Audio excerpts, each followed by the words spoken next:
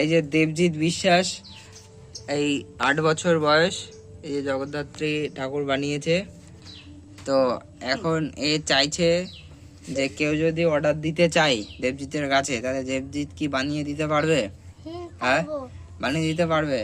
মানে যে কোনো ঠাকুর, তাই তো, যে কোনো প্রতিমা যদি চাই বানিয়ে দিতে পারবি। হ্যাঁ, নাকি ফ্রিতে নাকি পয়সা নিবি? পয়সা নিবি। কত করে নিবি? যদি 2 জোড়া নেয় তাহলে 100 টাকা। 2 জোড়া যদি প্রতিমা নেয় তাহলে 100 টাকা নিবি, তাই তো?